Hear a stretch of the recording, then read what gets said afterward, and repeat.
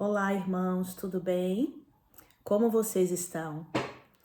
Para quem não me conhece, meu nome é Ive Almeida e nós vamos iniciar hoje mais um estudo da Palavra de Deus. Hoje nós vamos estudar Apocalipse 2, a partir do versículo 12, que é uma carta, que Jesus destina ao anjo da igreja em Pérgamo. Nós vamos mergulhar a fundo neste estudo porque tem pontos muito importantes que papai quer tratar conosco hoje, tá? E que vai abrir os nossos olhos com relação aos tempos que nós estamos vivendo hoje, tá certo? Então vamos lá, vamos juntos. Apocalipse 2, a partir do versículo 12. Carta à igreja de Pérgamo. Eu vou ler com vocês, tá? A parte que fala da igreja de Pérgamo, que é do versículo 12 até o 17, e depois eu vou destrinchando para a gente entender, para a gente conseguir enxergar tudo que papai quer nos ensinar hoje, tá bom? Vamos lá. Apocalipse 2, do versículo 12 ao 17. Carta à igreja de Pérgamo, tá? Começa assim, versículo 12. Ao anjo da igreja de Pérgamo escreve: Isto diz aquele que tem a espada afiada de 2 gumes. Sei onde habitas, que é onde está o trono de Satanás. Contudo, retens o meu nome e não negastes a sua fé em mim, mesmo nos dias de Antipas, que fiel testemunha em mim foi morto entre vós, onde Satanás habita. Versículo 14. Todavia, eu tenho algumas coisas contra ti. Tens aí os que seguem a doutrina de Balaão, que ensinava Balaque a lançar tropeços diante dos filhos de Israel, levando-os a comer das coisas sacrificadas aos ídolos e praticar a prostituição. Assim tens também alguns que seguem a doutrina dos nicolaítas.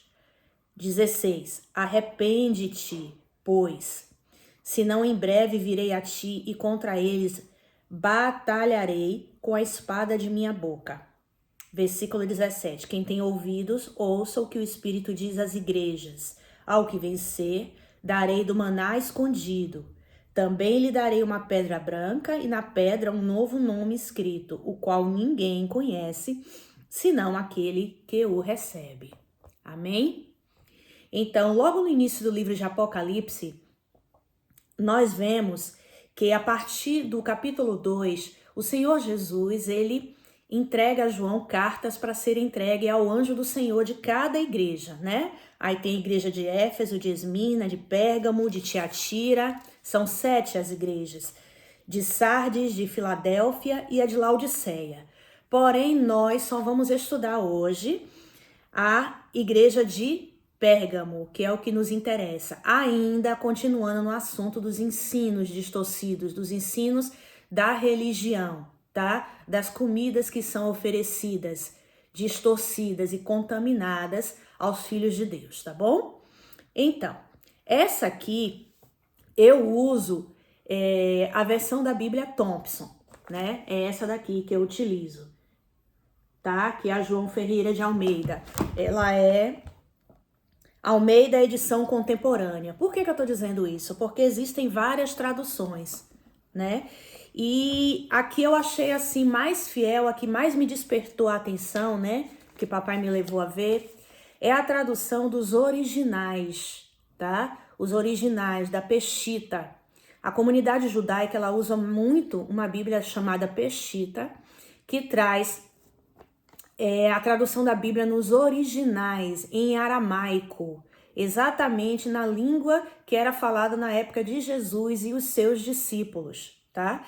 Então, é assim a Bíblia com a tradução mais fiel aos escritos da época, porque ela é em aramaico, então ela tem uma linguagem simples, tá? Objetiva, e é original, da época de Jesus e dos seus 12 discípulos. Por que eu tô dizendo isso? Porque ela fica mais explicada, mais detalhada, tá? Então, nessa parte que está dizendo aqui, e ao anjo da igreja de Pérgamo escreve, isto diz aquela que tem a espada afiada de 2 gumes, aquele que tem a espada afiada de 2 gumes. E aquele que tem a espada afiada, nós sabemos que é Jesus, tá? E aí ele diz, sei onde habitas, que é onde está o trono de Satanás. Contudo, retens o meu nome e não negastes a sua fé em mim, mesmo nos dias de Antipas, que é fiel testemunha em mim, foi morto entre vós onde Satanás habita, tá? Já na Peshita está escrito assim, e ao anjo que está na congregação de Pérgamo escreva, assim diz aquele que tem a espada afiada de 2 gumes.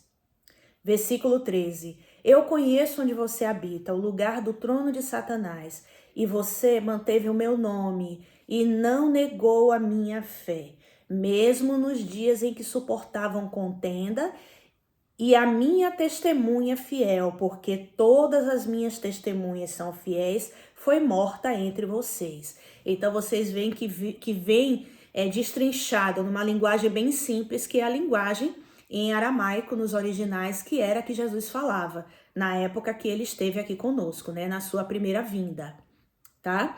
Quando fala aqui, na outra versão que eu tenho aqui, a Almeida, né, contemporânea, que fala, contudo retens o meu nome e não negastes a sua fé em mim, mesmo nos dias de Antipas, não fica detalhado. A palavra Antipas quer falar antipai, então tá falando que eles não negaram a fé em Cristo, mesmo nos dias de perseguição, tá? Por aqueles que eram contra os ensinos do Pai, mesmo no dia de contenda, mesmo no dia que eles foram perseguidos e afligidos, porque pessoas contra os ensinos verdadeiros do Pai, que a palavra diz antipas, antipai, tá? Perseguiam os discípulos. Então, a igreja de Pérgamo tinha um ponto positivo, eles não negaram a fé em meio às perseguições, tá? Então, você vê que na Peshita fica mais detalhado. Aqui é muito claro quando fala, e você manteve o meu nome e não negou a minha fé, mesmo nos dias em que suportavam contendas, né? Ou seja, os dias de Antipas. E a minha testemunha fiel, porque todas as minhas testemunhas são fiéis, elas foram mortas entre vocês. Então, você vê que fica bem detalhado, tá certo? Por isso que eu preferi trazer essa versão, para que vocês entendam melhor. E aí ele vai dizer, todavia eu tenho algumas coisas contra ti. Tens aí os que seguem a doutrina de Balaão, que ensinava Balaque a lançar tropeços diante dos filhos de Israel, levando-os a comer das coisas sacrificadas a ídolos, né, das comidas sacrificadas a ídolos, e a praticar a prostituição. Então nós vamos aqui começar entendendo quem é Balaão. Balaão, ele era um profeta na época do povo de Israel, lá no Antigo Testamento, e ele servia ao rei Balaque, que era um rei moabita, que perseguia o povo de Israel, certo? Então, quem era Balaão? Né? Primeiro a gente precisa entender como que ele morreu. Então, vamos lá para algumas anotações que eu fiz aqui. Balaão, ele é nada mais, nada menos do que o protótipo do falso profeta. Ele tinha intimidade com Deus, falava com Deus, ele ouvia Deus, mas ele era perverso, ele era impiedoso, ele odiava o povo de Israel, irmãos, e queria eliminá-los. Só por aí você percebe que não é muito diferente do dia de hoje. Como eu falei no outro vídeo anterior, né, do agente oculto que trabalha dentro no meio do povo de Israel, dentro das pessoas, que é o espírito de religiosidade, há pessoas que ouvem a Deus, têm até uma certa intimidade com ele, né? Faz prodígios e maravilhas, muitos sinais, mas na verdade são homens que têm o coração corrompido e muitas vezes só pensam em enriquecer, tá? Então, Balaão, ele era um profeta, como eu já falei, ele servia a Balaque, certo? Mas ele tinha intimidade com Deus, ele se comunicava com o Senhor, tá? Porém, ele tinha um coração corrupto. E ele se corrompeu por conta de dinheiro, amados, de riquezas.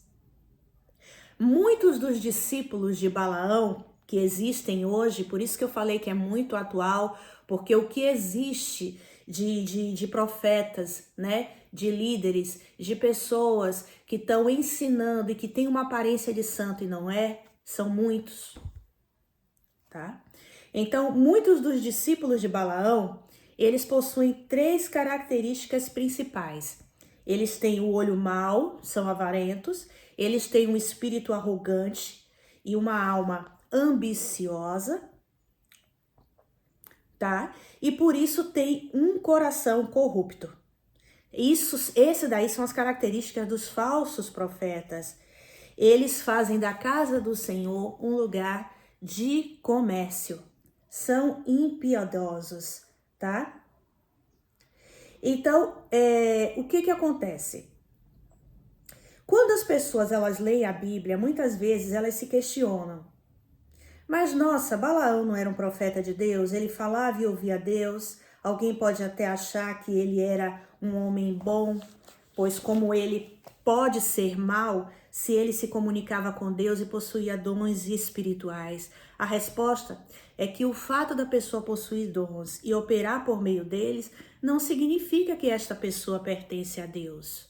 Nós já conversamos sobre isso no outro vídeo, né? Então, assim, o que acontece? Na Bíblia, nas Escrituras, o apóstolo Paulo, ele fala que o Senhor Jesus, ele desceu até a região dos mortos, depois ele pregou lá na região dos mortos para os que estavam cativos, e quando ele ascendeu aos céus, ele levou cativos o cativeiro com ele, tá? E aí ele distribuiu dons aos homens. Então, nós precisamos perceber o seguinte: o Senhor, ele dá dons aos homens para que esses homens desenvolvam esses dons em prol do crescimento do reino de Deus, da edificação da casa do Senhor, que somos nós, tá? Só que, por conta do pecado, por conta dos demônios, do espírito de religiosidade que está em nós, tá atuando, certo? Por conta de todo o pecado que traz a corrupção do coração do homem, tá? Esses dons não são desenvolvidos em Deus. Entendeu, amados? E como está escrito lá em Romanos, no livro de Romanos, o apóstolo Paulo, ele diz em Romanos 9, que os dons que Deus dá, dons e talentos que ele dá para o homem, são irrevogáveis, ele não toma de volta. Entendeu? Ele deixa que a pessoa utilize esses dons e ele fica sondando os corações e provando as mentes das pessoas para ver de que forma ela vai utilizar esses dons que foi dado a ela, tá? Porque tudo só vai ser julgado no tribunal de Cristo. Entendeu? No final dos tempos, que é o momento do ajuste de contas, é que o Senhor vai ver de que forma que esse dom que ele deu a essa pessoa foi utilizado. Entendeu? Então, se essa pessoa, ela não foi limpa, ela não foi purificada, ela não foi santificada, ela não fez a vontade do Senhor, que é justamente o que ele deseja, que a pessoa seja limpa e seja santificada, para que ele possa morar dentro de nós e se tornar um conosco, que é o voltar ao estado original, é o techuvá, tá? Então, se a pessoa ela não é limpa, ela não faz a vontade do Senhor, tá? E por isso, os dons que Deus dá a ela não desenvolve de maneira correta, tá certo? O que vai acontecer com ela? Ela vai usar esses dons para o mal. É como se os dons e talentos dela estivessem sujos pelo pecado. Ela não vai usar de maneira correta. O Pai deu para ela dons e talentos, tá? Porém, ela não faz a vontade do Senhor. Vou explicar melhor para vocês. A resposta é que o fato da pessoa possuir dons, que foi o que eu disse antes, e operar por meio deles, não significa que esta pessoa pertence a Deus. Olha exatamente o que Jesus disse em Mateus 7, 22 e 24. Quando chegou naquele dia, nessa passagem de Mateus 7, Jesus está falando sobre a porta estreita. E aí ele diz que quando chegar naquele dia, muitos vão dizer: mas eu profetizava em seu nome, mas eu curei em seu nome, eu curava em seu nome, né? Eu expulsava demônios em seu nome. E Jesus vai dizer: apartai-vos de mim, vós que praticava a iniquidade, eu não vos conheço. Quer dizer, apesar deles terem dons, que foi o Senhor que deu para eles, você vê aí dom de cura, autoridade para expulsar demônios, dom de profecias, tá? Eles estavam cometendo iniquidade. Por quê? Porque eles não estavam alinhados com Deus, eles não estavam fazendo a vontade do Senhor. E por isso Jesus disse: eu não vos conheço. E qual é a vontade do Senhor? Que a gente o reconheça como nosso Senhor e Salvador, reconheça a papai, reconheça ao seu Filho Jesus, que foi quem ele nos enviou, tá? Para nos dar a vida eterna, tá?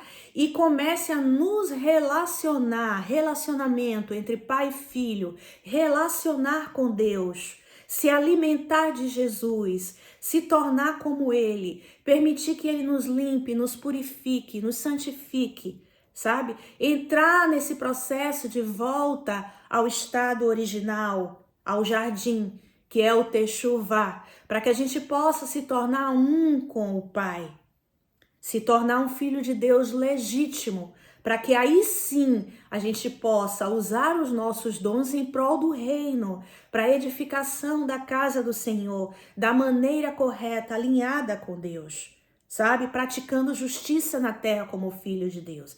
Então ele estava dizendo para essas pessoas em Mateus 7, trocando em miúdos, para a gente entender bem. Tá, tudo bem, vocês profetizaram em meu nome, vocês curaram em meu nome, operaram maravilhas em meu nome, expulsaram demônios em meu nome, e no entanto eu não vos conheço, porque aquilo que o meu Pai quer que vocês façam, vocês não estão fazendo, que é se limpando, que é praticando justiça, vocês estão cometendo iniquidade. Então, apartai-vos de mim, porque eu não vos conheço. Entende? Então, embora eles estavam com dons, utilizando os dons que o próprio Senhor deu a eles, eles estavam usando de maneira incorreta. É como se os dons e talentos deles estivessem sujos pelo pecado. Entende? Porque, como dizem Romanos, tá?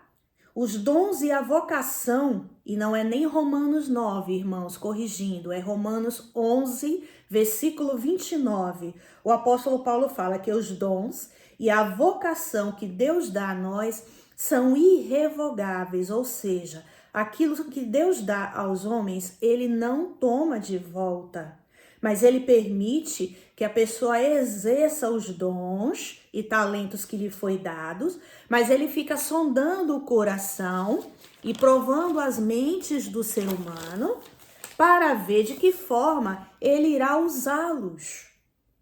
Porque tudo que papai nos dá é para edificação do corpo de Cristo, da casa do Senhor que somos nós. Porém, se você não se limpar e permanecer com seu coração sujo pelo pecado, tudo que sair da sua boca para edificar a outra pessoa sai contaminado. É um ensino misturado, tá? É o fermento que tanto Jesus fala. Os dons e a vocação são irrevogáveis. Entretanto, pode ocorrer que esses dons não se desenvolvam de maneira correta, caso não haja uma total obediência a Deus, pois é o Espírito Santo, é Ele quem possibilita o desenvolvimento desses dons e talentos que Deus nos dá, entendeu? E os dons e talentos que Deus coloca em nós para que a gente desenvolva devem estar a serviço do reino de Deus, para a edificação da igreja do Senhor e não para benefício próprio, para os seus próprios interesses. Entendeu?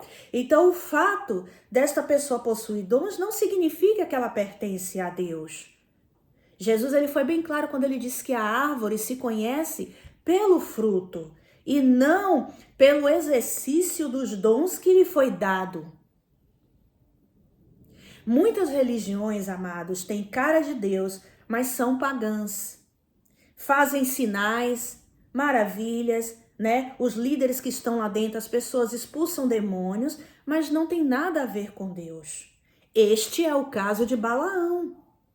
Você vê que ele, amados, se comunicava com Deus, possuía dons que o Senhor deu para ele, sabia se mover no sobrenatural de Deus, mas usava tudo isso para o mal, porque nunca houve dentro de Balaão um verdadeiro arrependimento e muito menos uma conversão verdadeira a Deus.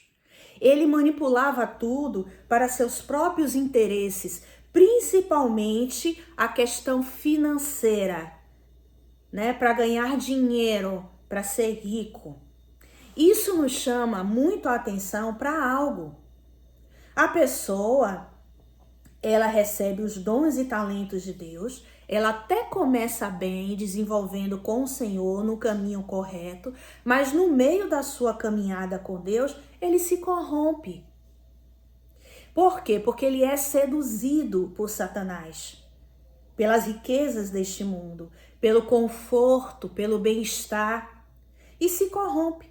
Então, a partir daquele momento que ele começa a se corromper, tá? O que acontece? O inimigo vai seduzindo ele com as riquezas deste mundo, fazendo com que ele deseje ter coisas, tá?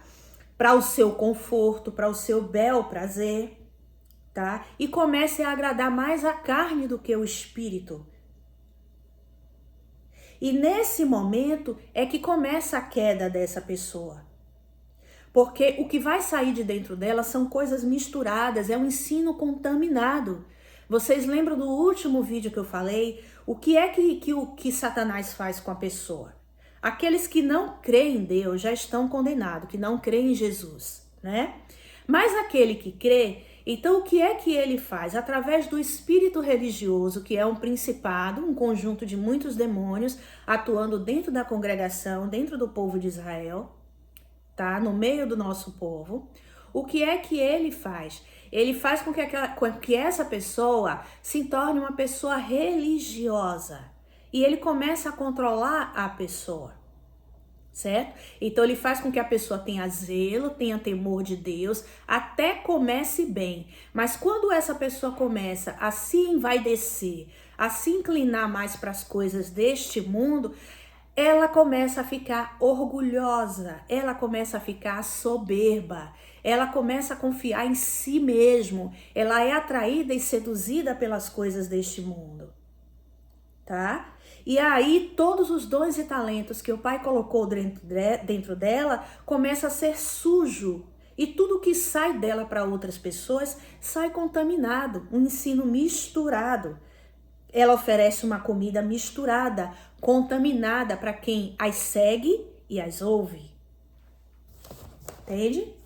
Então esse é o ensino de Balaão, um ensino contaminado, tá? Para vocês terem uma ideia, o Midrash, o que é o Midrash? É uma interpretação ou explicação crítica de um texto do ponto de vista judaico, tá? Eles pegam um texto e eles fazem uma interpretação para explicar, né? Eles fazem uma crítica de um texto religioso judaico. É um gênero da literatura rabínica. Olha o que é que vai dizer, eu achei muito interessante, tá? Eles vão dizer que Balaão, ele tinha praticamente o mesmo nível de intimidade que Moisés tinha com Deus. Balaão também tinha com Deus. Ó que forte, amados. Tá? Aqui, nesse Midrash da comunidade judaica, tá? Nessa crítica, eles chegam a dizer que nunca se levantou um profeta no meio de Israel que pudesse ser nivelado a Moisés como Balaão. Isso é muito forte. Olha o que é que vai dizer a crítica. E daí em diante, nenhum profeta levantou-se em Israel que pudesse se igualar a Moisés. Em Israel, ninguém se levantou, mas um homem se levantou dentre os demais povos da terra, né, entre as nações, a fim de que não pudessem dizer, se tivéssemos um profeta igual a Moisés, também teríamos servido a Deus. Mas quem era esse profeta? Era Balaão.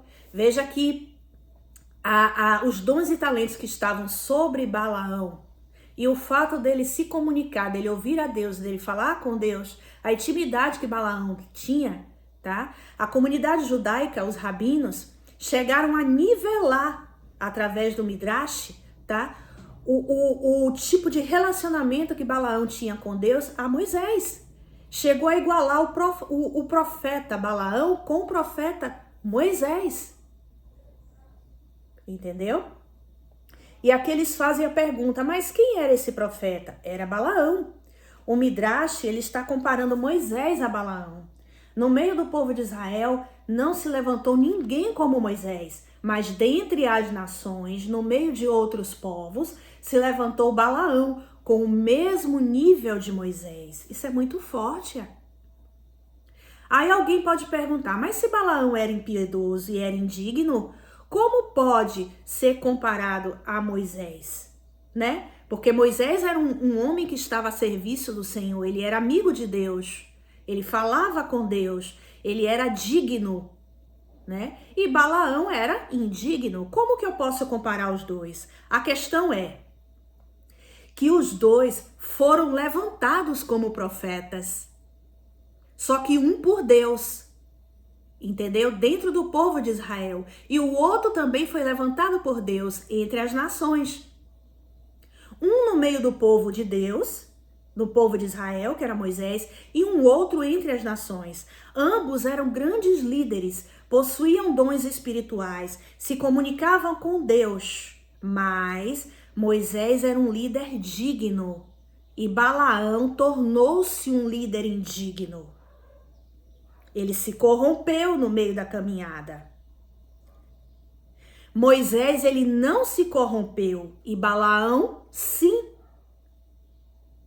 Aí talvez alguém venha dizer, mas Moisés, enquanto estava conduzindo o povo ali, né, no deserto, teve um momento que ele deixou que a pressão do povo falasse mais alto sobre ele do que a voz de Deus, e aí ele pecou, né, quando ele espancou pela segunda vez, ele bateu na pedra. E o próprio Senhor o puniu, dizendo a ele, porque bateste na pedra pela segunda vez, quando eu disse para você que era só falar com ela que dela jorraria água, não entrarás na terra prometida. Quer dizer, ele quebrou ali uma lei de Deus, um mandamento de Deus, Moisés, né? Na segunda vez, quando ele foi tirar a água da rocha, certo? Só que ele foi punido, a punição dele era não entrar na terra prometida, certo? Mas ele se arrependeu e ele foi perdoado. Quanto a Balaão, Balaão não se arrependeu. E por isso o Senhor o matou com a espada. Ele foi morto à espada. Então vocês veem que eles foram levantados por Deus, só que Moisés, ele continuou firme até o fim. E Balaão não. No meio da caminhada, Balaão se corrompeu com as coisas deste mundo. E por isso ele se perdeu. Entendeu? Isso fica de alerta para nós, pois se não vigiarmos na nossa caminhada com Deus, nós podemos ser infectados pelo orgulho, arrogância, desejo de glória para si e nos corrompermos. E se isso acontecer, a queda dessa pessoa é iminente. E foi o que aconteceu com Balaão, porque o fim dele foi ele ser morto à espada. Se vocês observarem, meus irmãos, isso acontece muito nos dias de hoje. É por isso que Jesus, em Apocalipse 2:14, ele está alertando o seu povo, quando ele envia essa carta à igreja de Pérgamo, ele está alertando o seu povo. No Apocalipse 2, do versículo 12 ao 17, ele está dizendo à igreja de Pérgamo, tá? Ele está alertando e ele está falando, olha, vocês retêm o meu nome, vocês não negam a minha fé, vocês suportam as aflições, tá? Todavia eu tenho algumas coisas contra ti. Tens aí no meio de vocês alguns que seguem a doutrina de Balaão, que ensinam Balaque a lançar tropeços diante dos filhos de Israel, levando a comer das coisas sacrificadas para os ídolos e praticar a prostituição. E tem também entre vocês alguns que seguem a doutrina dos nicolaítas. Olha, arrependam-se, pois senão em breve virei a ti e contra esses, e vou batalhar contra eles com a espada da minha boca. Quem tem ouvidos para ouvir, que ouça. Então, no meio hoje da congregação, no meio hoje do povo de Israel, existem muitos que são como Balaão. E como eu falei para vocês, tem aqueles que são de verdade instrumentos de Satanás, que estão ali mesmo para corromper o povo de Deus, os falsos profetas, e tem aqueles que estão enganados, estão sendo enganados por demônios, por espíritos de religiosidade, e muitas vezes nem sabe que o espírito que está atuando sobre eles não é mais o espírito de Deus, mas o espírito demoníaco.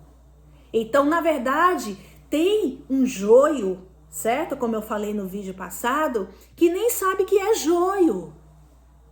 Mas por não fazerem a vontade do Senhor, por não estarem alinhados com Deus, tá? Eles estão sendo um instrumento do maligno para desviar o povo de Israel. Eles estão sendo pedra de tropeço no meio da congregação.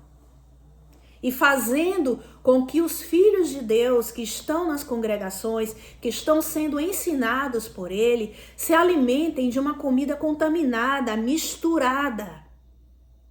Comida sacrificada a ídolos.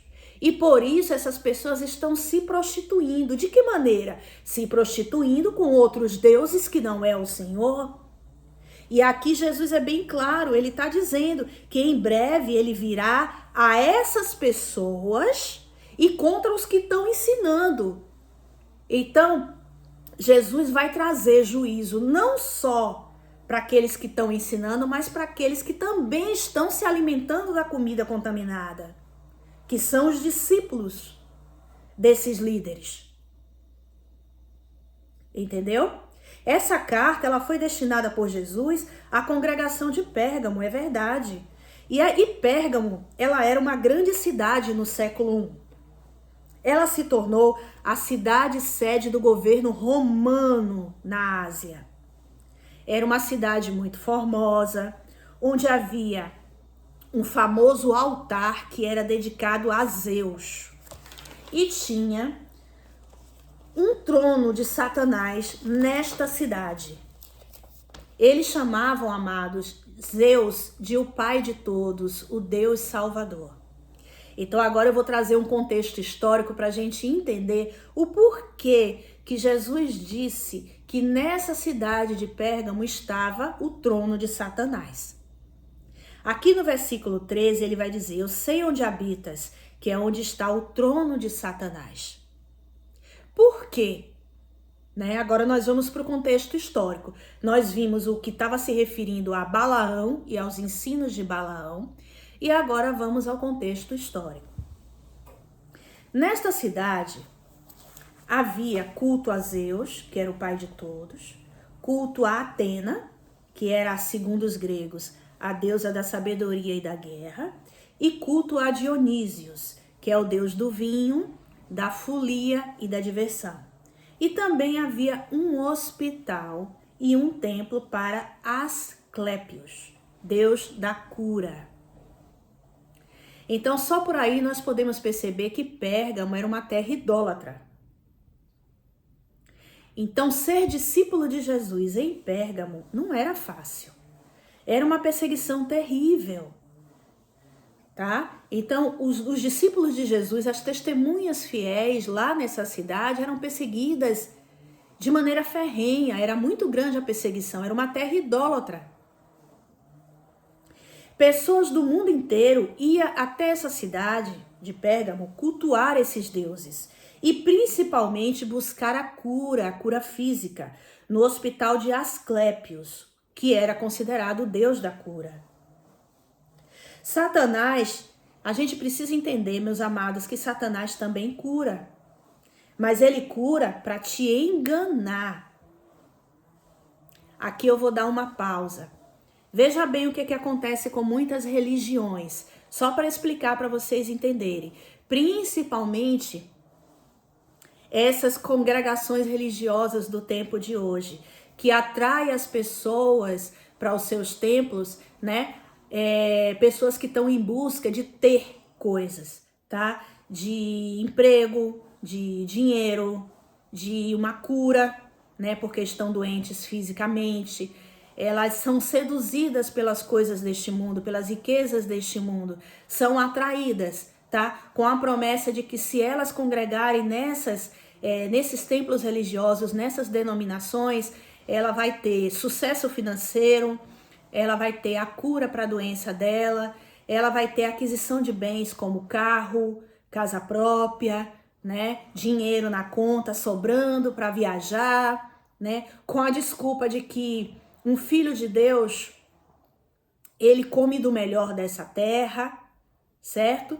Tá? Então, ele diz que nesses lugares a pessoa vai ser curada, vai ter um encontro com Deus, né? Vai ser cheia do Espírito Santo, e as pessoas são seduzidas e atraídas por esses lugares.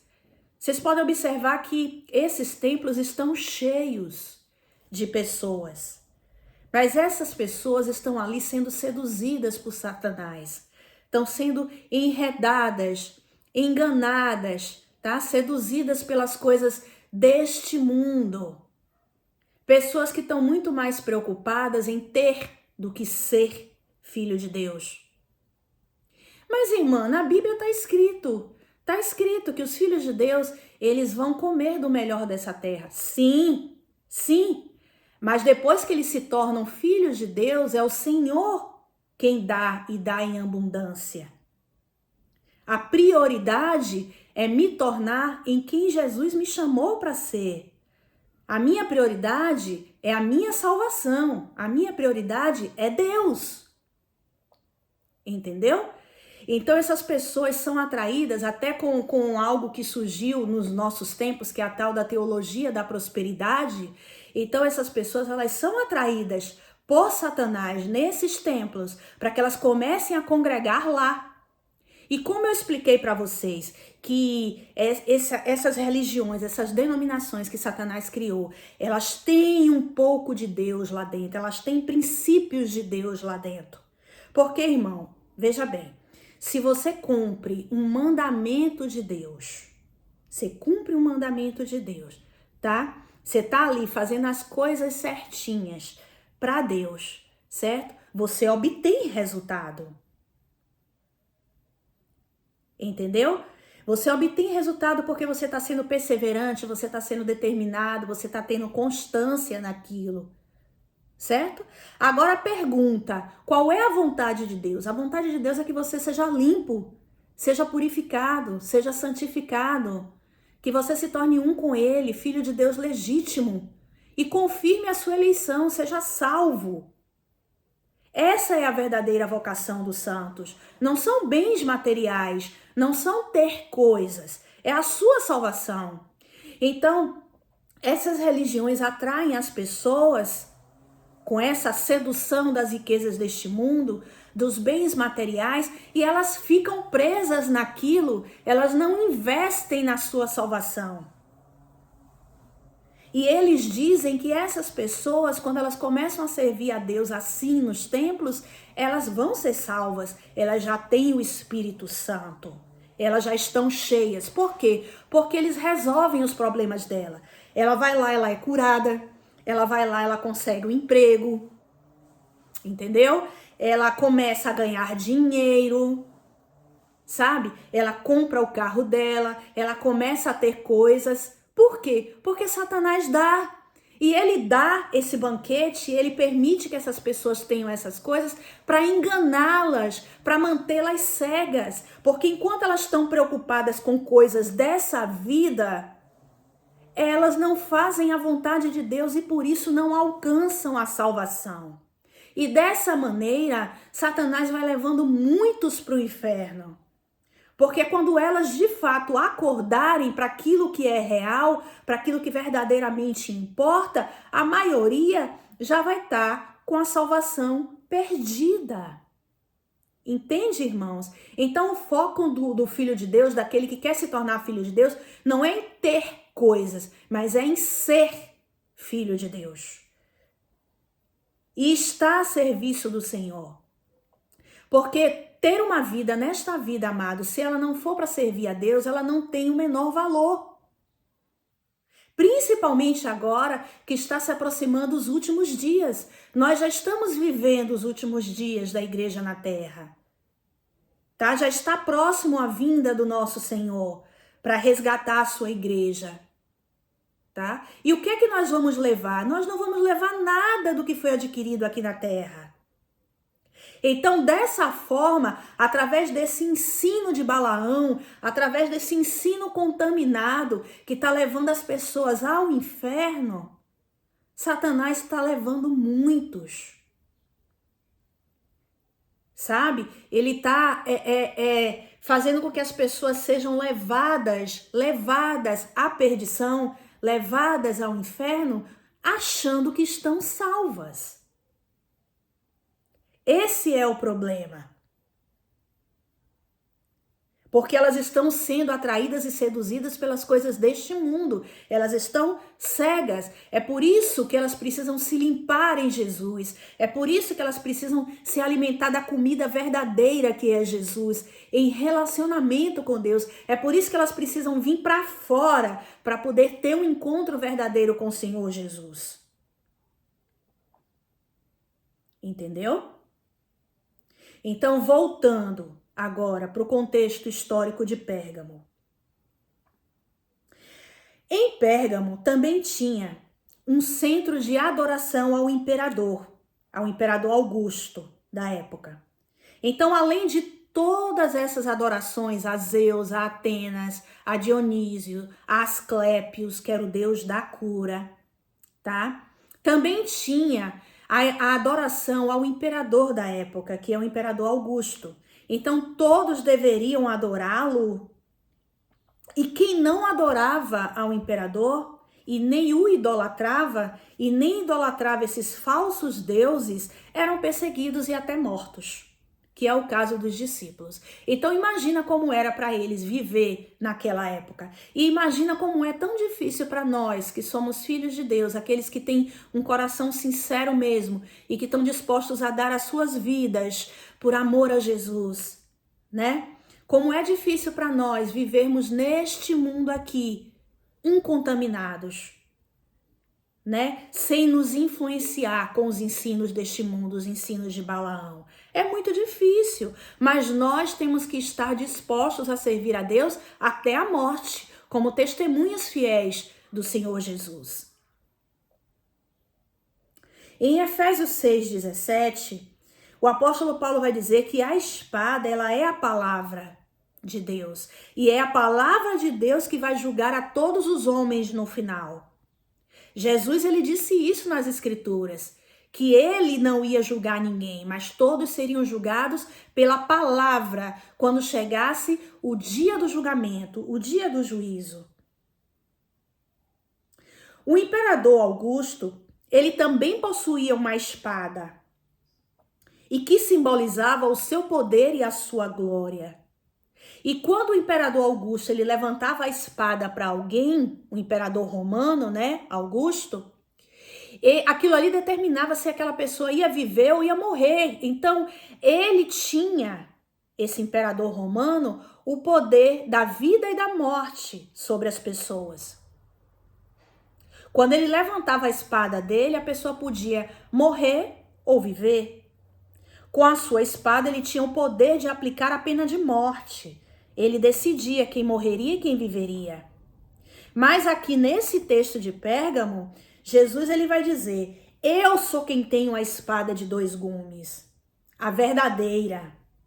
Eu tenho autoridade para dar a vida e a morte, como está escrito em Apocalipse 1:18. Ele é quem vai julgar a todos. O juízo de Deus, amados, ele vai vir não só sobre os ímpios, mas também sobre os falsos profetas e sobre aqueles que seguem os falsos profetas, que estão nos templos, no meio do povo, no meio da congregação, corrompendo a muitos, como lobos devoradores. O apóstolo Paulo, ele mencionou isso em Atos 20, e ele estava alertando o povo em Atos 20. Vamos ver lá o que está escrito em Atos 20, que o apóstolo Paulo fala. E é muito conhecido esse texto. Atos 20, versículo 29.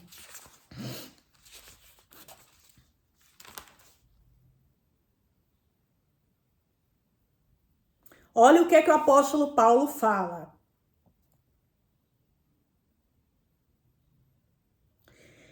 Versículo 28. Cuidai, pois, vós e por todo o rebanho sobre o qual o Espírito Santo vos constituiu bispo. Ele está falando com os líderes.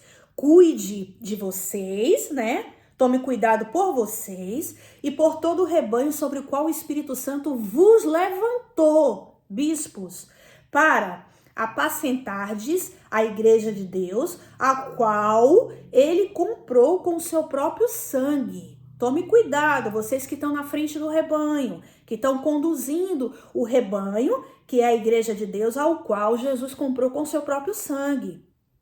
Versículo 29. Eu sei que depois da minha partida, isso o apóstolo Paulo falando, entrarão no meio de vocês lobos cruéis que não pouparão o rebanho. E que dentre vós, versículo 30, entre vós mesmos, no meio de vocês, se levantarão homens que torcerão a verdade para atrair discípulos para si mesmo. É o apóstolo Paulo, amados, falando. Portanto, versículo 31, vigiai, lembrando-vos de que durante 3 anos eu não cessei, nem de noite nem de dia, de vos advertir com lágrimas a cada um de vós. Entendeu? Agora, irmãos, entrego-vos a Deus e a palavra da sua graça, aquele que é poderoso para vos edificar e dar herança entre todos os que são santificados. De ninguém cobicei nem prata, nem ouro e nem roupas. Entendeu? Então aqui o apóstolo Paulo está dizendo que entre vocês da congregação não fiquem atrás de roupas, de ouro, de prata, de bens materiais. Jesus mesmo disse em Mateus 5 que não andeis ansiosos pelas coisas deste mundo.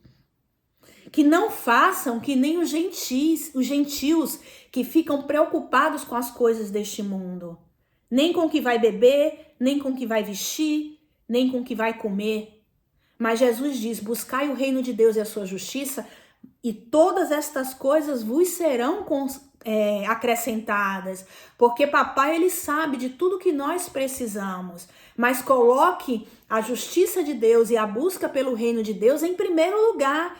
E quando você fizer isso, todas as demais coisas lhe serão acrescentadas, amados. Porque o papai, ele sabe de tudo que nós precisamos para viver neste mundo.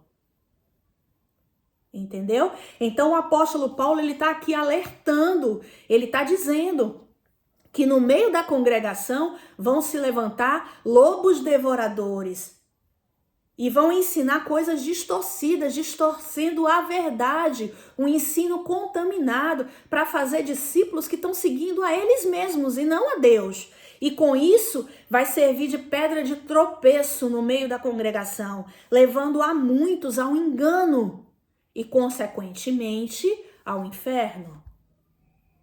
Tá vendo quanto perigoso no meio de nós, lobos devoradores com os ensinos de Balaão, comprometendo o povo de Deus? Em Apocalipse 2, no versículo 13, Jesus está falando sobre o trono de Satanás em Pérgamo. Alguns historiadores dizem que lá havia um trono de Zeus, que era considerado o salvador deles, né? E cuja as esculturas tinham muitas serpentes nas esculturas. E nós sabemos que em Apocalipse 12, no versículo 19, né? O Senhor Jesus vai dizer que a serpente, né, é a que estava no Jardim do Éden, na época de Adão e Eva. Apocalipse 12, vamos lá.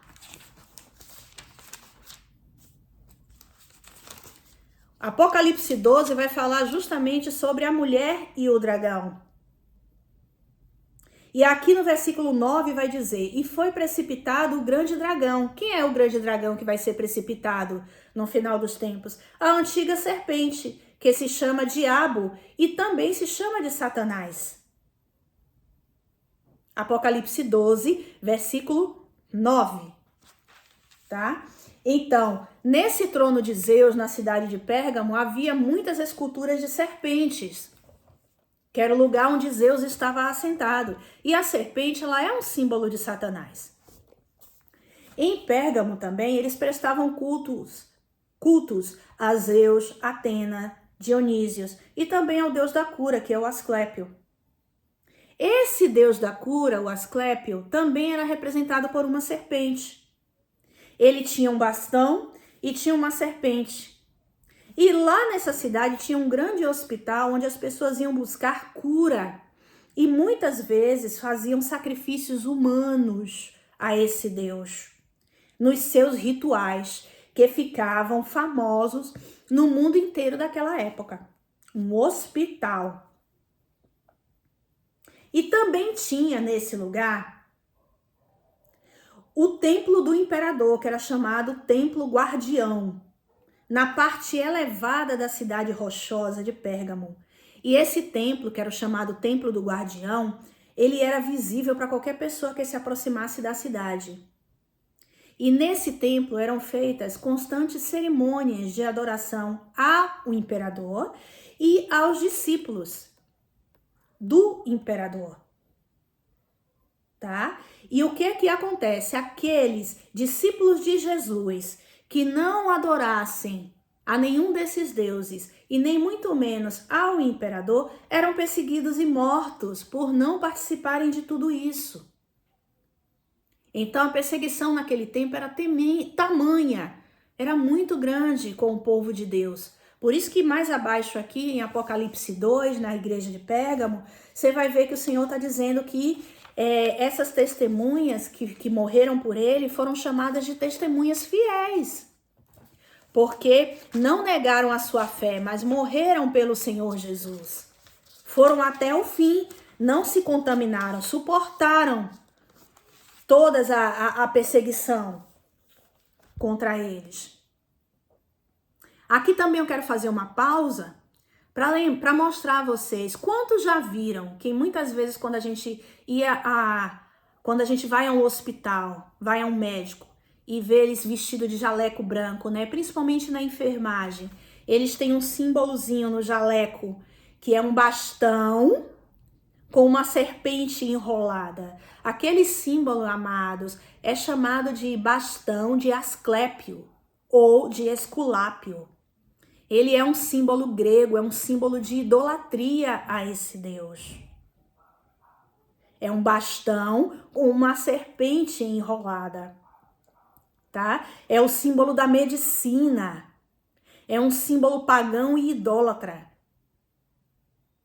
Porque Asclépio, ele é considerado o deus grego da medicina. Entendeu? Então, assim, como eu disse para vocês há um tempo atrás, em alguns vídeos que eu gravei no ano passado, filhos de Deus não é para estar o tempo todo em hospital. Por quê? Filhos de Deus, eles não ficam doentes. E por que não ficam doentes? Porque, meus amados, a doença provém do pecado. Se você está buscando se limpar, se purificar e se santificar em Deus, e há uma remoção do pecado quando você nasce novamente, tá? Então, no reino de Deus não tem lugar para doença. Entendeu? Filhos de Deus não foram colocados neste mundo para estar o tempo todo à base de remédios, nem o tempo todo andando em hospital. Mas isso é assunto para outro vídeo, tá? Não para agora. Para você ver como o sistema deste mundo ele tá todo corrompido. O bastão de Esculápio ou Asclépios é o símbolo da medicina, é um elemento pagão e idólatra. Ele é considerado como um deus grego da medicina. E naquela época lá em Pérgamo, muitos iam até esse hospital famoso e faziam rituais com sacrifícios humanos para obter a cura. Porque Satanás também cura, irmãos. Mas ele cura a pessoa de uma enfermidade e vai colocando outras. Ele vai enganando.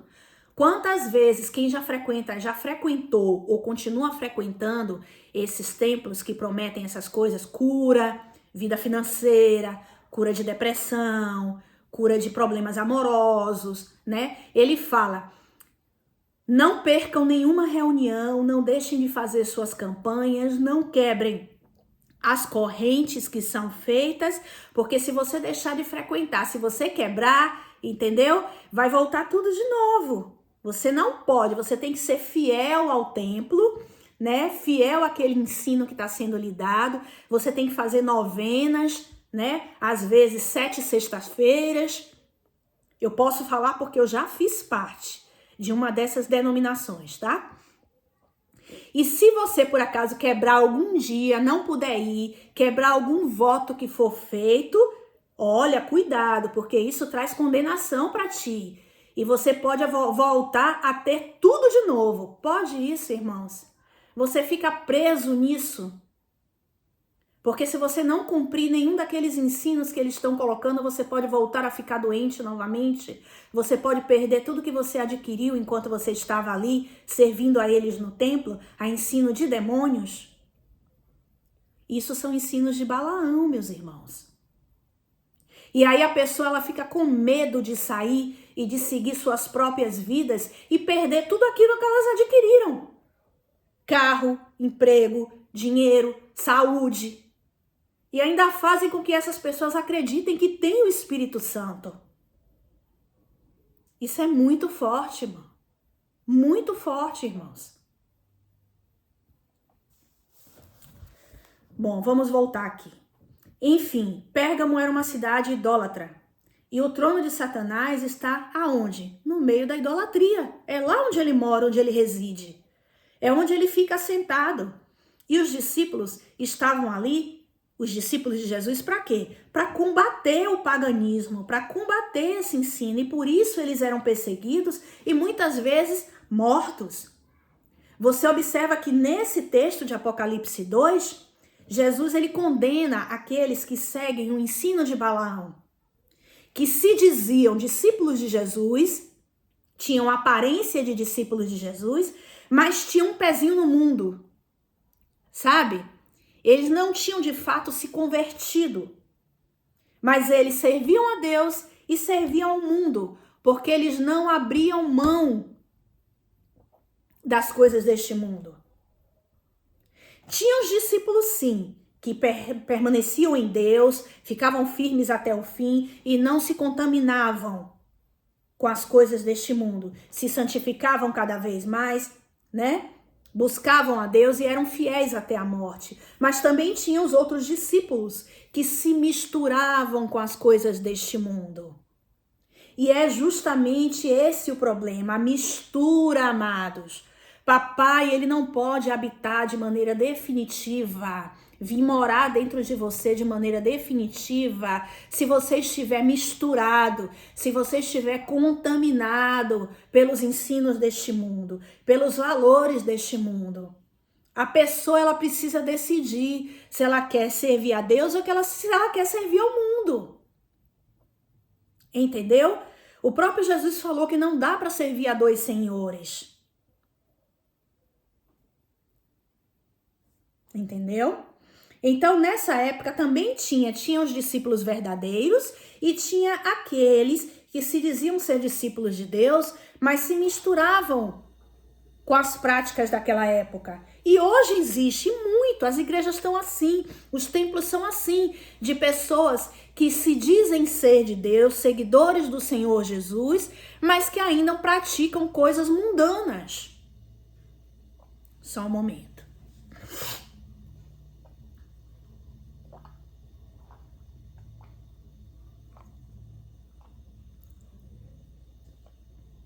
Os discípulos na época que não eram de Jesus, diziam que eram de Jesus, mas ainda praticavam as coisas deste mundo, eles até, às vezes, participavam de festas mundanas. Para quê? Para fazer uma média com as outras pessoas. né? Por exemplo, naquela época, Pérgamo era a sede do governo romano na Ásia. E tinha um imperador Augusto. E tinha o culto a todos esses deuses que eu acabei de dizer. Zeus, Atenas, Dionísio e Asclépios, tá? Então existiam festas naquela época pagãs, existiam cerimônias pagãs em adoração a esses deuses e até mesmo a um imperador, que era tido como Deus pelos romanos. Certo? Então o que acontece? Existiam discípulos naquela época que eram fiéis ao Senhor Jesus, que permaneciam incontaminados do mundo, mas tinham aqueles que diziam: ah, não tem problema nenhum não, eu posso participar dessas festas, até porque ensinavam para eles naquela época que não tinha problema, porque se o coração deles estava em Deus, não tinha problema eles participarem de festas pagãs. E eles faziam isso para poder não desagradar as pessoas, para fazer uma média com as pessoas deste mundo. Por exemplo, é como se hoje a pessoa fosse discípula de Jesus, mas ela ainda quisesse participar das festas deste mundo, das coisas deste mundo, cumprindo tradições deste mundo, tradições de homens, para por quê? Para poder ficar bem na fita, fazer uma média com as pessoas. Então, por exemplo, ela diz que ela é discípula de Jesus, que nasceu de novo, tá certo? Que é de Deus, mas quando chega São João, a festa junina, tá? Ela ainda festeja, ela ainda compra amendoim, ela ainda faz tudo isso, justamente na noite que o mundo diz que é destinado ao São João. Amados, se vocês forem para a história da festa junina, vocês vão ver que eles estão comemorando a morte de João Batista. E João Batista foi morto pelas pessoas que perseguiam a Jesus. Então, como você pode dizer que você é de Jesus e está no meio de tradições do mundo? É festa junina, é carnaval. A pessoa vai para roda de samba, vai para shows deste mundo, entendeu? Ah, irmã, mas por exemplo, você tá dizendo para mim, porque lá no Nordeste, né, é muito forte essa questão da festa junina. Você tá dizendo que eu não posso comer amendoim cozido, que eu não posso comer um bolo de aipim, que eu não posso comer dessas iguarias? Não é isso que eu tô dizendo. Mas precisa ser comido no dia da festa? Entendeu, irmãos? Se você tá buscando sair dos costumes deste mundo, como é que você vai se contaminar com eles? Entende? Desculpe. Esses discípulos que querem fazer uma média com todo mundo, que quer agradar a todos, mas não estão agradando a Deus, esse é o fato, são aqueles crentes que têm um pé no mundo. Ele é crente ou ele é mundano? Ele é uma pessoa misturada. E papai, ele não pode habitar num lugar onde tem mistura. Essas pessoas estão seguindo o ensino de Balaão. Porque esses templos e esses falsos profetas, eles dizem que servem a Deus, mas no fundo, estão cometendo iniquidade, estão cometendo impiedade. E você mistura o que é sagrado com aquilo que é profano. E olha o que diz o apóstolo Tiago a respeito disso. Tiago 1, versículo 8. O apóstolo Tiago, ele é bem claro quando ele diz que aqueles que têm ânimo dobre, uma hora é uma coisa, uma hora é outra, uma hora pensa de um jeito, outra hora pensa de outro jeito, esses daí, o apóstolo Tiago diz, não pensa que vocês vão obter alguma coisa de Deus. Não vão, amados, porque você está em cima do muro, você não se decidiu. Você fica misturando aquilo que é de Deus com aquilo que é do mundo. Não pense que vão obter de Deus alguma coisa. Porque quando chegar no dia do juízo, no dia do ajuste de contas, eles serão condenados pela espada do Senhor Jesus. Você não pode servir a dois senhores. O Senhor Jesus fala isso em Mateus 6, 24. Não podeis servir a Deus e a Mamon. Em Mateus 12, no versículo 25, o Senhor vai dizer que uma casa dividida, ela será destruída. Uma casa arruinada. Nós sabemos que uma casa que está dividida, um reino que está dividido, é o que o Senhor Jesus está dizendo em Mateus 12, não fica de pé. O final dele é destruição. Nesses últimos tempos, papai ele está separando o que é santo do profano. Ele está requerendo aqueles que de verdade querem viver com Deus, querem ser filhos de Deus. Ele está tirando o sagrado do meio do profano. Ele não pode habitar num lugar onde tem mistura, irmãos. Jesus disse aqui em Apocalipse 2, ele diz que os ensinos de Balaão levaram o seu povo a comer comida sacrificada a ídolos e a prostituir-se com outros deuses. Prostituição na Bíblia, irmãos, não se refere somente ao ato em si, né, a fornicação, ao ato sexual, mas se refere a todo tipo de imoralidade sexual. A parte física, que é a fornicação, que é o adultério, que é o sexo antes do casamento, tá? Mas também está falando a fazer alianças com outros deuses. Isso é prostituição. Você adulterar, você fazer aliança com outros deuses. O único Deus nosso é papai e o nosso Senhor é Jesus. O ensino que tem que sair de dentro de nós é um ensino puro. O verdadeiro evangelho genuíno. Não pode de dentro do ser humano fluir dois rios. Foi o que Jesus disse para os fariseus quando ele fala que a árvore boa, ela produz bom fruto.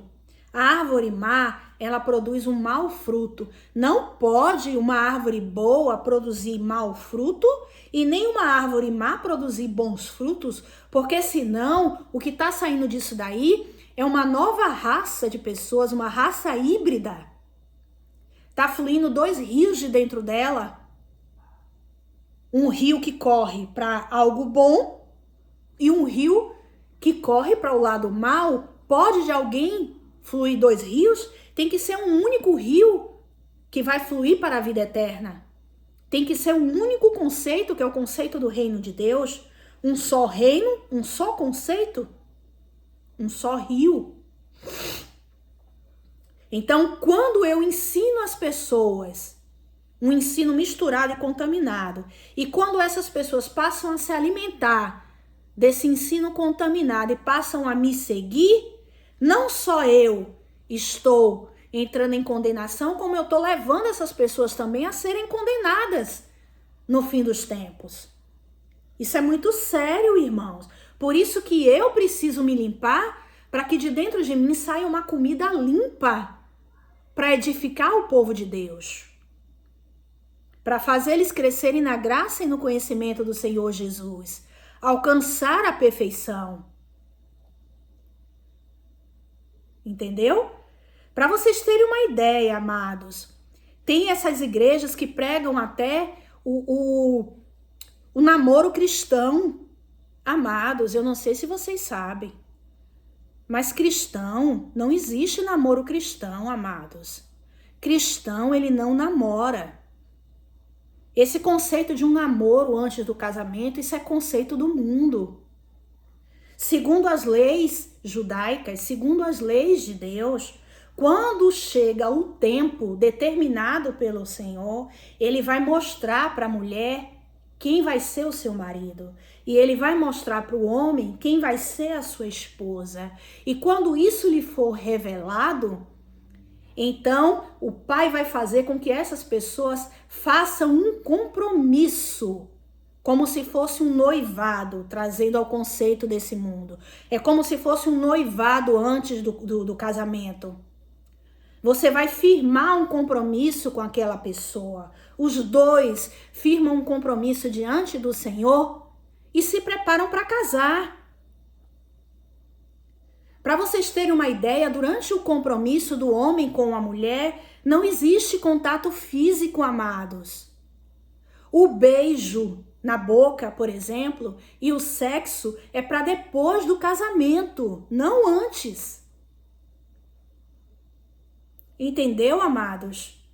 Contato físico, tipo um abraço no seu companheiro ou na sua companheira, um abraço nele, um contato mais íntimo, mais de perto, um beijo na boca, só depois do casamento. Então não existe namoro cristão. Quando o pai, o Senhor, né, papai, mostra para você quem vai ser a sua esposa, ou mostra para o homem quem vai ser, mostra para o homem quem vai ser a sua esposa e para a mulher quem vai ser o seu marido, a partir daquele momento, vocês firmam um compromisso para casar. Entendeu? Então existem templos aí que fazem até encontro de casais para você descobrir quem vai ser o seu marido ou a sua esposa. Meu Deus do céu. Tudo ensino de Balaão. Até porque o foco do Filho de Deus tem que ser buscar a Deus. O nosso primeiro marido é Jesus. Nós estamos nos tornando esposa de Cristo. Quando chegar o momento de você casar, o pai vai lhe mostrar quem vai ser o seu varão ou a sua varoa. Nós temos que esperar no Senhor e nos tornarmos primeiro filhos de Deus, completo em Deus, um com o Pai, antes de pensar em casar. Tá? Então não existe namoro cristão. Um cristão, ele firma compromisso e casa, ele espera no Senhor. Devemos seguir, amados, o exemplo de José, o filho de Jacó, José no Egito, que mesmo estando no Egito e servindo a Faraó, ele não se contaminou com os valores e costumes do mundo, mas permaneceu fiel até o fim. E por isso ele foi honrado por Deus. E no final, o Senhor levantou ele como governador de todo o Egito. Ele só ficou abaixo de Faraó, mas ele foi levantado como governador do Egito porque ele foi fiel até o fim. E ele pôde alimentar a muitos no período de seca que se sucedeu no Egito.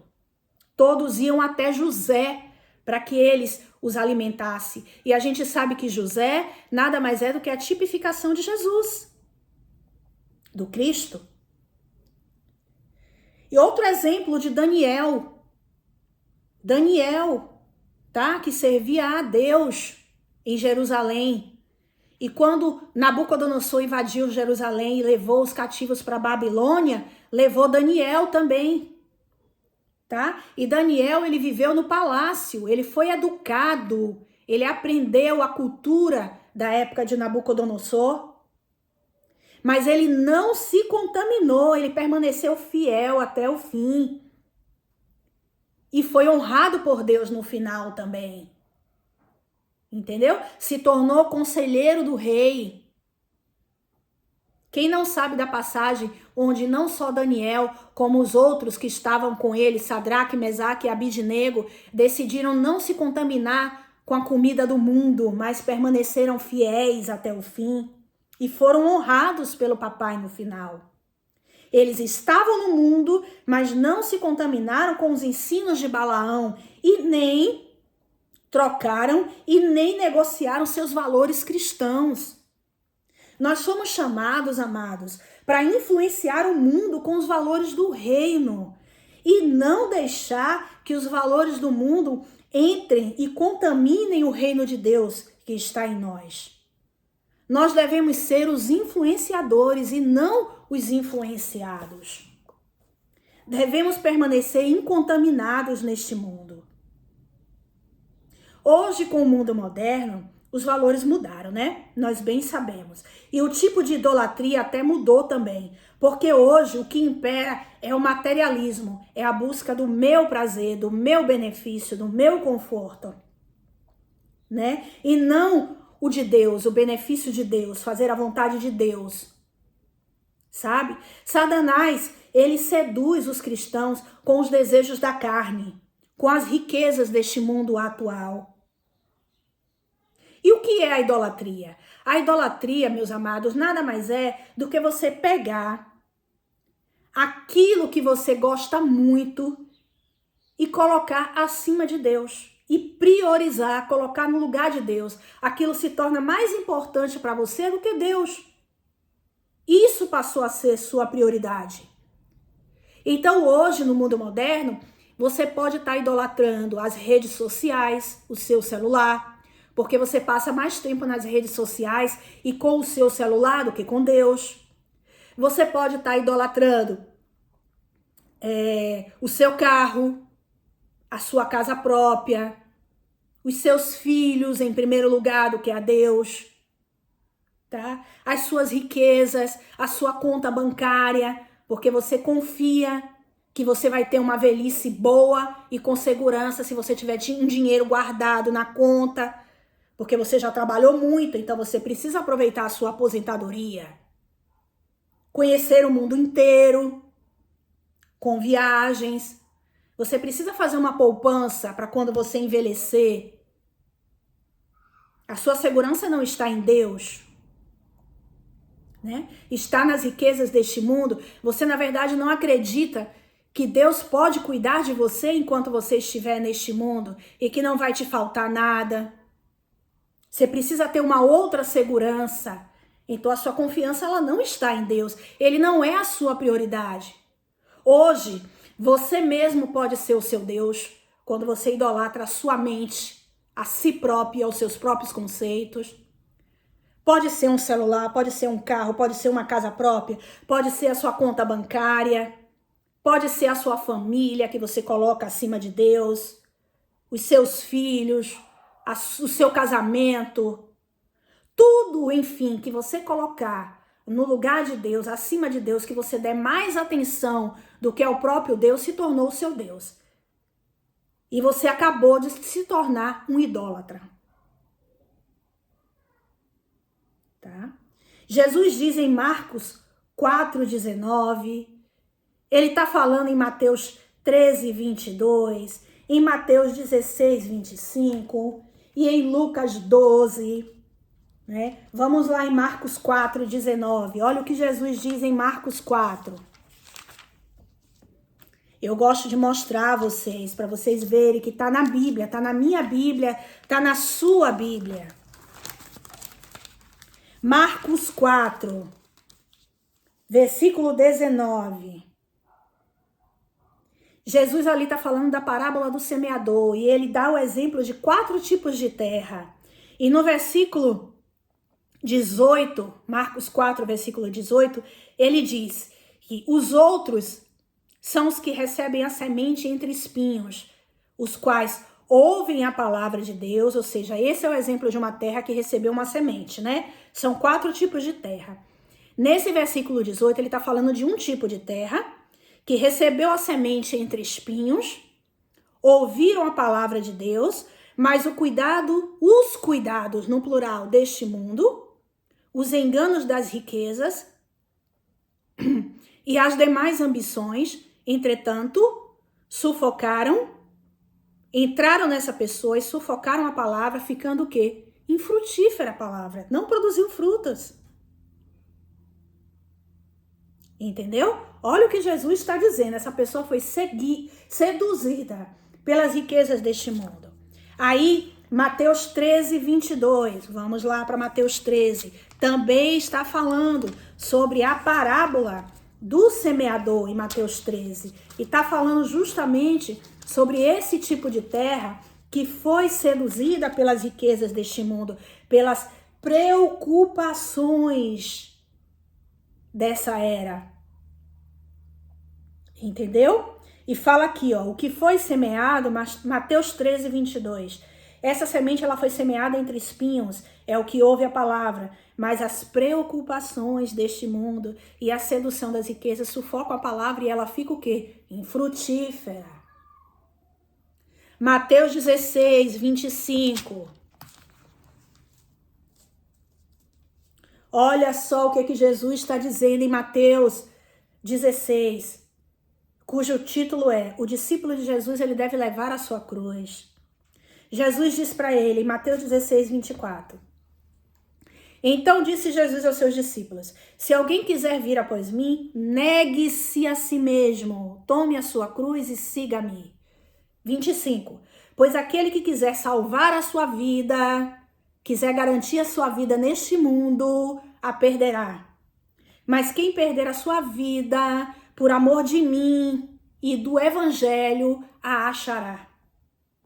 O que adiantará ao homem ganhar o mundo inteiro se ele perder a sua alma? Ou o que dará o homem em troca da sua alma? Pois o Filho do Homem virá na glória de seu Pai com seus anjos e então recompensará a cada um de acordo com as suas obras. É forte, né, irmãos? É muito forte. Lucas 12. Vamos lá. Lucas 12, versículo 19 ao 20. Fala sobre a parábola do rico insensato. Eu não vou ler toda porque vai tomar muito tempo. São só esses 2 versículos. A gente sabe que nessa parábola do rico insensato, o que vai acontecer? Vai entrar um homem, enquanto o mestre ele está ensinando, né? E vai pedir ao Senhor Jesus que julgue entre ele e o irmão dele a causa, né? E ele vai dizer, olha o que Jesus vai dizer. Quem foi que me colocou como juiz no meio de vocês? Ele diz, cuidai-vos e guardai-vos. Tome cuidado com a ganância de vocês. Porque a vida de um homem, ela não consiste na quantidade de bens que ele possui. Eita! E aí Jesus começa a contar-lhes uma parábola. Que tem o campo de um homem que produziu muito, né? E aí ele pensava consigo mesmo, nossa, eu vou ter que derrubar esse celeiro e vou ter que construir um outro maior para poder caber tudo que produziu. Porque a minha produção foi muito grande, eu não tenho onde guardar, né? Aí Jesus diz no versículo 19, que é o que interessa para nós. Então direis a minha alma, o homem dizendo, alma, tens guardado muitos bens para muitos anos. Então agora descansa, come, bebe e folga. No versículo 20, Deus, porém, lhe disse, louco, esta noite te pedirão a tua alma, então o que tens preparado, para quem ficará? A gente não vai levar nada, meu amado. Assim é aquele que para si ajunta tesouros e não é rico para com Deus. É algo muito forte a se pensar. Se você está muito preocupado com as coisas deste mundo do que com Deus, se você quer garantir muito a sua vida neste mundo, você vai perder a vida eterna. Isso é muito forte, irmãos. Você não está sendo rico para com Deus. Vamos continuar.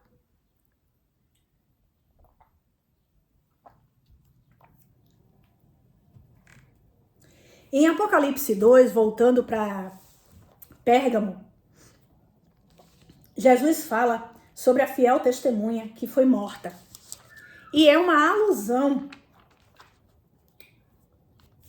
Ela é uma alusão a todos os fiéis discípulos de Jesus que foram martirizados, mortas por causa dele e do evangelho dele. Apocalipse 2, vamos voltar lá.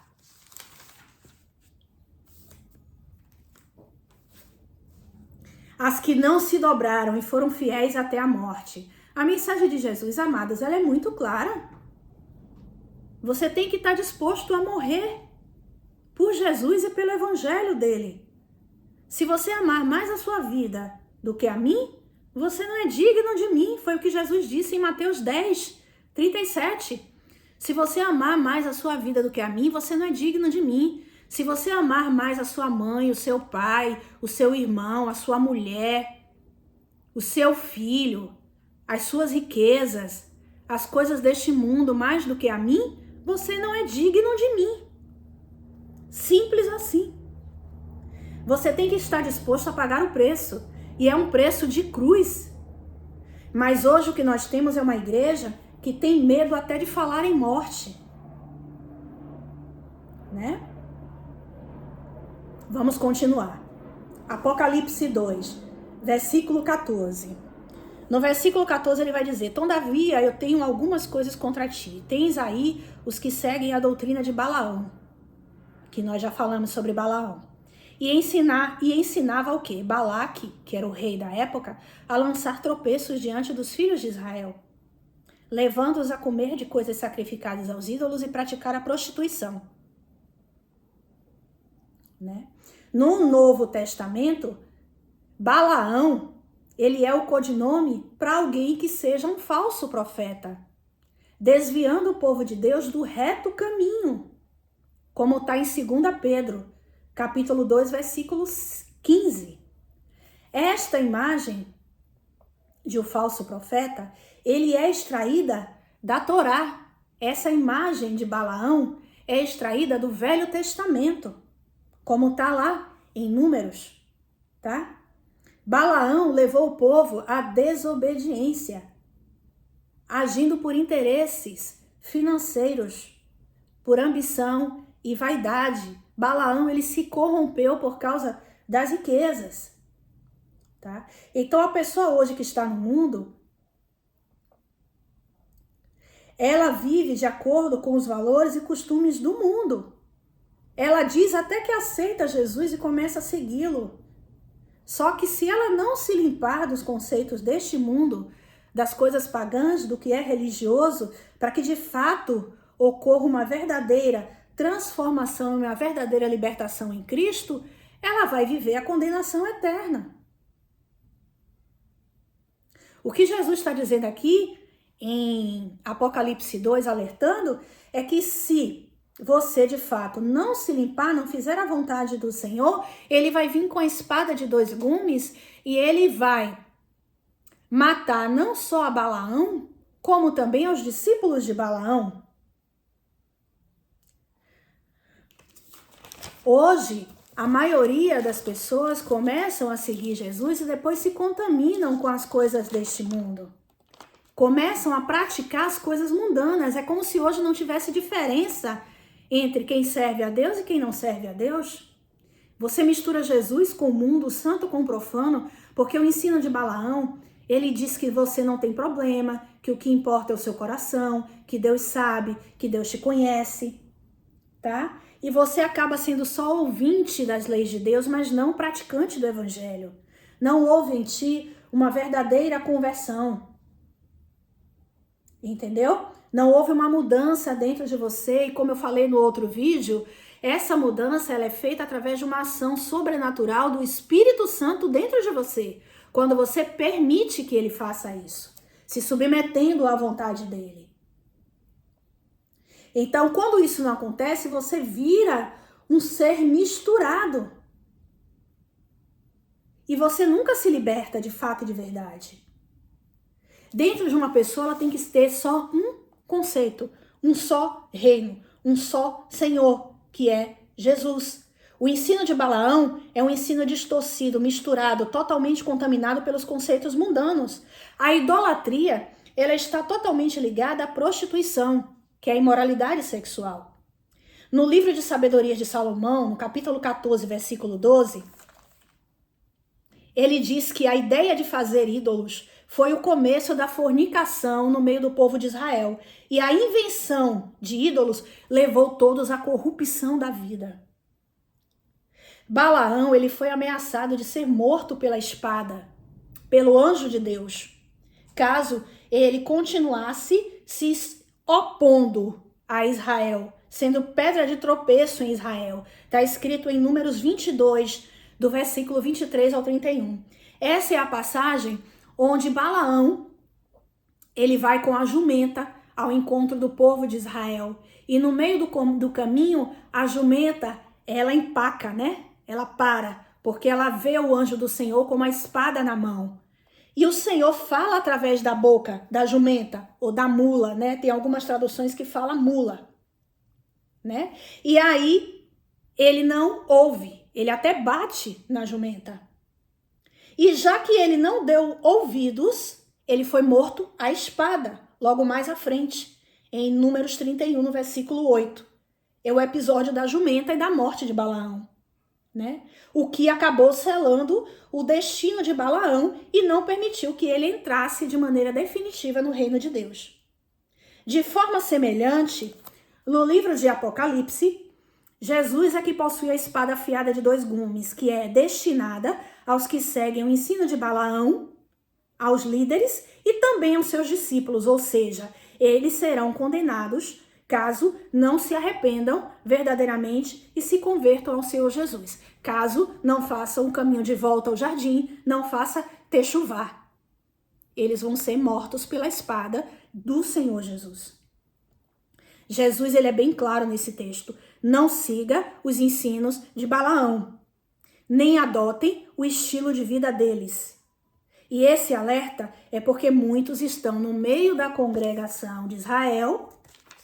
Muitos são nossos irmãos, se dizem nossos irmãos, mas estão contaminados pelo inimigo, estão cegos, não imaginam que estão em trevas, sendo manipulados por demônios, muitas vezes espíritos religiosos de alta hierarquia. E a pessoa, ela tem aparência de santo, pode ser muitas vezes uma irmã de oração, do ciclo de oração, pode ser um irmão da igreja, tá? Pode ser um presbítero, pode ser qualquer um que esteja no meio da congregação. Porque a partir do momento que eu me alimento dessa comida, eu também me contamino. Pode ser o seu irmão mais dedicado à obra na igreja, tá? Ele é o joio que está no meio do trigo e muitas vezes sem saber que é joio. Isso é muito forte, irmãos. Eu tive uma experiência com Deus no passado, quando eu fazia parte de uma determinada congregação dessa, e eu também fazia parte do círculo de oração.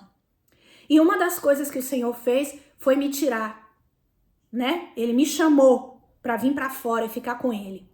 E eu me lembro que ele me deu um sonho, onde eu estava num desses dias no círculo de oração da igreja, e as irmãs que vinham, né, até a gente com gasofilácio no momento das ofertas, no meu sonho eu vi elas com uma bandeja e elas estavam se inclinando a nós, servindo a nós que estávamos sentados ali ouvindo a palavra, que por elas estava sendo ministrada. E essa bandeja tinha carne sangrando, sabe? Carne viva, sangrando ainda, parecendo que tinha sido abatido naquela hora o animal, sabe? E escorrendo pela bandeja, ela estava servindo. Aí naquela hora, eu acordei e aí eu perguntei para o Senhor, nossa, o que é isso? Por que é um sonho tão ruim? E o Senhor falando para mim, não quero mais que você participe desse círculo de oração, porque o que está sendo servido lá é carne. O que sai da boca delas é carne, não é espiritual. Elas estão servindo carne. Tudo que está sendo feito lá é carnal. Elas acham que estão sendo feito para mim, mas a comida que está sendo servida é carnal. É comida contaminada. Saia de lá. Círculo de oração. É muito forte, irmãos. Vamos continuar. Apocalipse 2,15. E elas não sabiam disso. Me foi revelada pelo Senhor, tá? Muitas vezes o irmão não sabe que eles estão sendo alimentados e estão seguindo ensinos de Balaão. Apocalipse 2, versículo 15. Quem eram os nicolaítas? Porque aqui Jesus também fala dos nicolaítas, né? No versículo 15. Assim tens também alguns que seguem a doutrina dos nicolaítas. Quem eram os nicolaítas? Às vezes a gente lê aqui e tem uma ideia de que são grupos distintos, né? Os ensinos de Balaão e os nicolaítas. Mas na verdade não são. São apenas um grupo, tá? E tanto os nicolaítas quanto aqueles que seguiam Balaão era um único grupo que cometia idolatria, se alimentava de comida contaminada e também servia de pedra de tropeço para outros. Levava a congregação de Israel a comer comida sacrificada e a prostituir-se com outros deuses. Era o mesmo grupo, tá? Com as mesmas características. Levavam as pessoas a comer comidas sacrificadas aos ídolos e a cometer imoralidade sexual, que são justamente duas regras na qual o Senhor proibiu os cristãos de participar. Em Atos 15, versículo 20, o apóstolo Paulo é bem claro e ele avisa aos cristãos, dizendo que é para eles se abster de comida sufocada, comida sacrificada aos ídolos, imoralidade sexual e comida com sangue. O apóstolo Paulo foi muito claro. Os nicolaítas eram profetas, professores que ensinavam o povo e eles insistiam em transgredir as leis de Deus, ensinando com os valores romanos e ensinando também a religião pagã romana, a fim de obter uma aceitação social no meio do povo. Misturava o profano com o sagrado para ser aceito pelas pessoas, para fazer uma média, ficar bem na fita com as pessoas do mundo. O que mais nós vemos hoje na atualidade são igrejas evangélicas pregando um evangelho para massagear o ego das pessoas, né? Não, irmãos, você pode fazer isso desde que... Não, irmãos, não tem problema nenhum, vocês podem desde que... Quer dizer, hoje... A maioria das igrejas evangélicas, para atrair as pessoas, não ensinam a verdade, mas ensinam coisas misturadas, tá? Isso para agradar as pessoas e fazer com que os seus templos fiquem cheios de gente. Balaão, ele foi avisado pela mula, foi avisado pelo Senhor através da mula. Se arrependa para que não morra a espada. Faça o techuvar, faça o caminho de volta. Em Apocalipse 2,17 também, já no versículo 17, mais abaixo, ele diz: quem tem ouvidos, ouça o que o Espírito diz às igrejas. Ao que vencer, darei do maná escondido. E também lhe darei uma pedra branca, e na pedra um novo nome escrito, o qual ninguém conhece, senão aquele que o recebe. O que é esse maná escondido?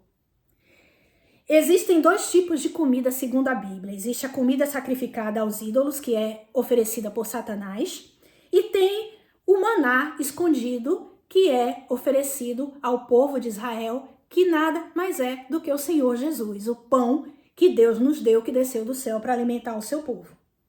Em Números 25, no versículo de 1 a 3, Israel também se prostituiu enquanto estava no Egito. E Moisés fala, vocês se prostituíram e estavam comendo comida sacrificada aos deuses. Nessa passagem, o povo de Israel estava comendo comida sacrificada aos deuses e se prostituindo com eles quando levantaram um altar a Baal Peor, no Egito. Né? E em João, versículo 6, no capítulo 6, versículo 31, Jesus fala sobre o pão da vida. Ele diz que ele é o pão da vida. Ele é o maná escondido. Né?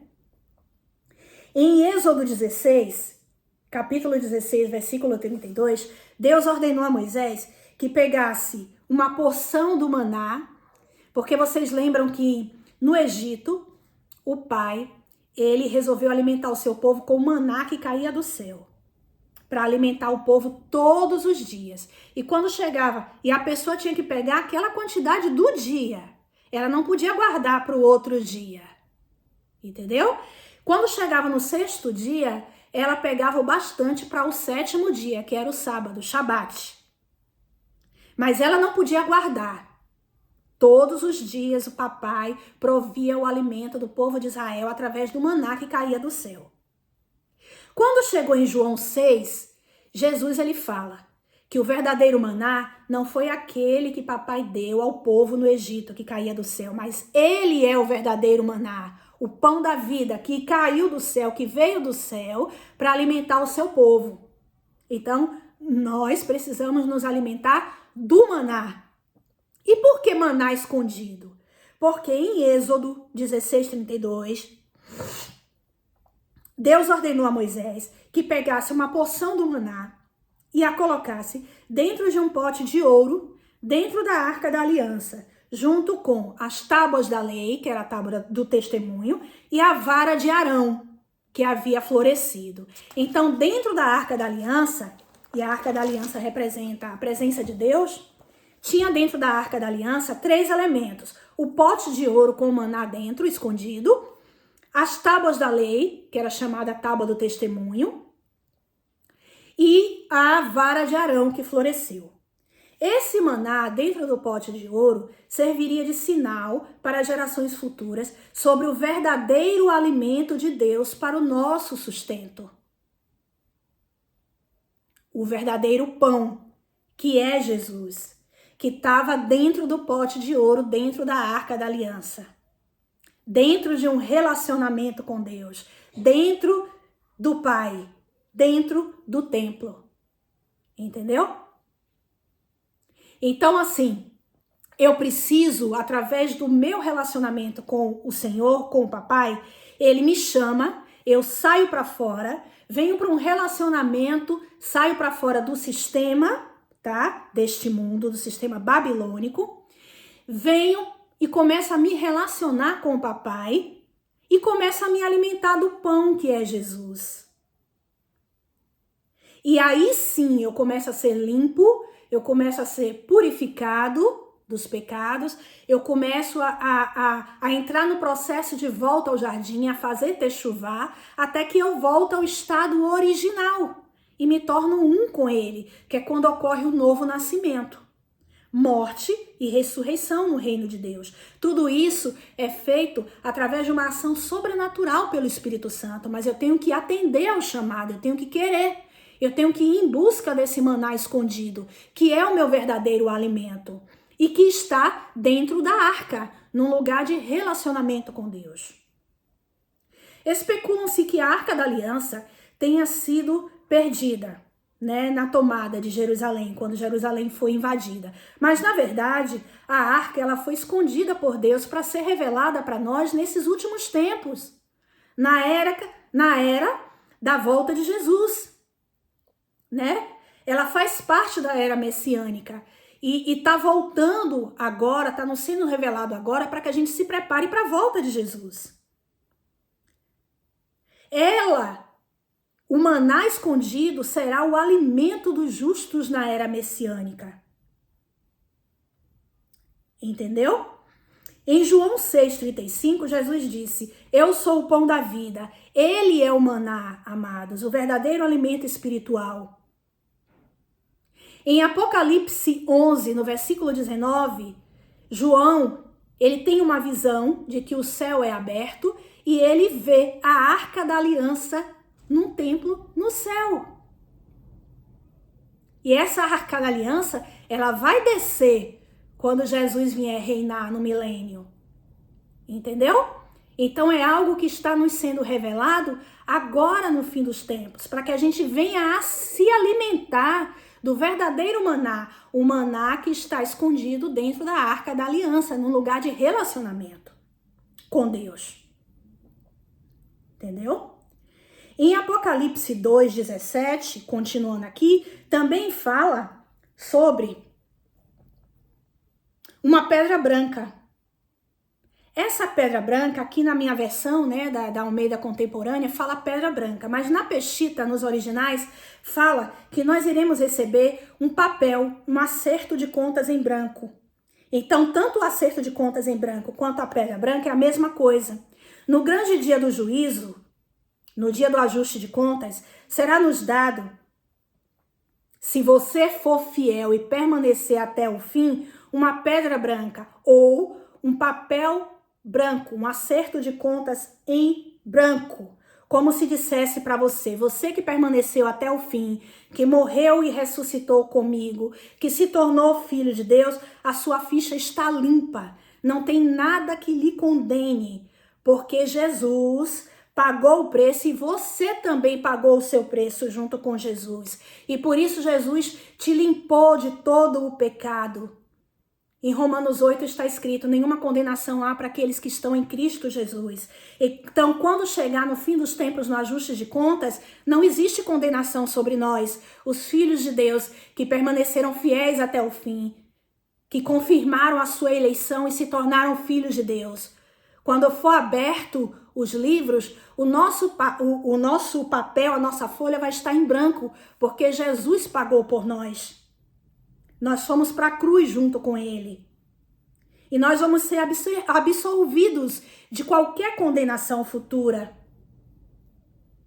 E com isso, quando nós recebemos uma pedra, né? Aqui vai dizer, no versículo 17 de Apocalipse 2, que nós receberemos também um novo nome escrito, o qual ninguém conhece, senão aquele que o recebe. Esse novo nome se refere a uma nova identidade, irmãos, a identidade de filho. E receberemos um novo nome, uma nova identidade, a de filho de Deus, legítimo. Em Apocalipse 11 vai dizer que aqueles que são de Deus vão ter escrito na testa o nome do Pai e o nome do Filho. E são aqueles que não se contaminam com mulheres. Mulheres representam doutrinas deste mundo, as mulheres que estão espalhadas entre as nações.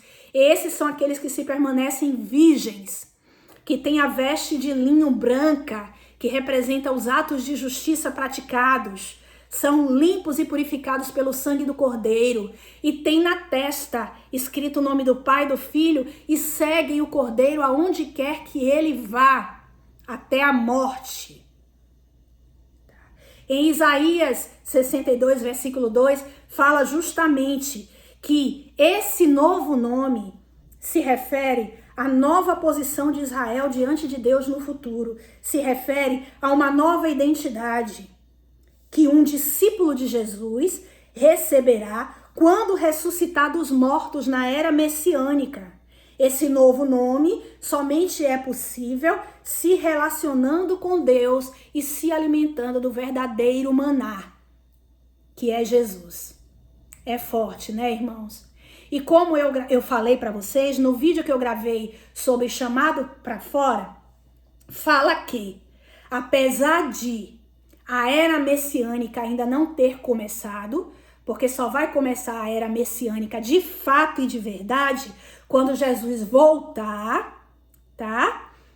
Quando ele vier na sua segunda vinda, ele tomar posse do reino aqui na terra e reinar durante 1000 anos com a sua igreja sobre as nações da terra.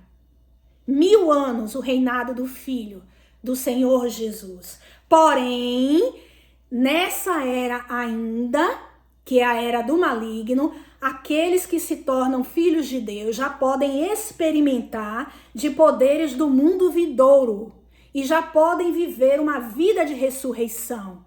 Eles entram no processo, aceitam o chamado do Senhor de virem para fora de todo o sistema babilônico, que inclui também o sistema religioso deste mundo. Ele vem para fora, começa a se relacionar com Deus e se alimentar do verdadeiro maná escondido, que é o Senhor Jesus.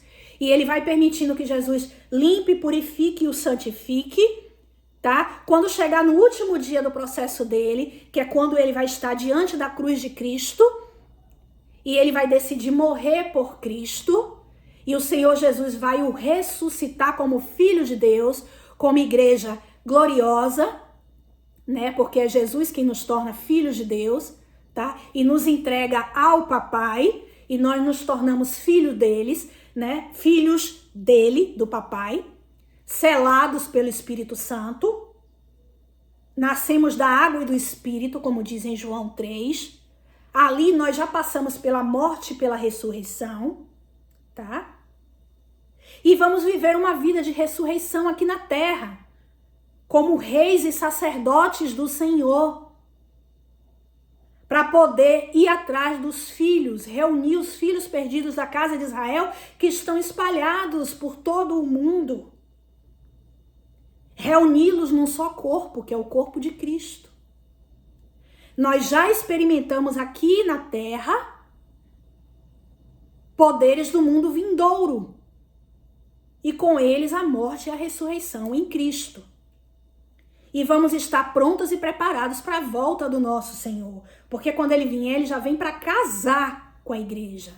Então ele precisa encontrar a noiva dele já pronta e preparada e adornada para o casamento, com vestes sacerdotais, para poder exercer o seu papel de rei e sacerdote aqui nessa terra. Tá certo, irmãos? Eu espero que, de verdade, esta palavra, ela entre no seu interior, ela possa ruminar dentro de cada um de vocês, para vocês atenderem ao chamado do Senhor e fazer de verdade esse caminho de volta, o caminho de volta ao jardim, Techuvá. Aqui Jesus é bem claro, Arrependam-se, saiam desses ensinos, se alimentem do verdadeiro maná, pois se isso não acontecer, eu virei em breve, virei para ti e contra todos aqueles que estão no meio da congregação, servindo de pedra de tropeço para os meus filhos, tá? E com a espada da minha boca de 2 gumes, tá? Eles morrerão à espada. Tá certo, irmãos? Se vocês gostaram deste vídeo, compartilhem, tá? Deixem lá o nosso like, dê um joinha para nós. Se quiser, tem lá os nossos comentários também que vocês podem falar, tá? E ativem o sininho e compartilhem para que a gente alcance o maior número de pessoas, tá bom? Fiquem com Deus e até a próxima.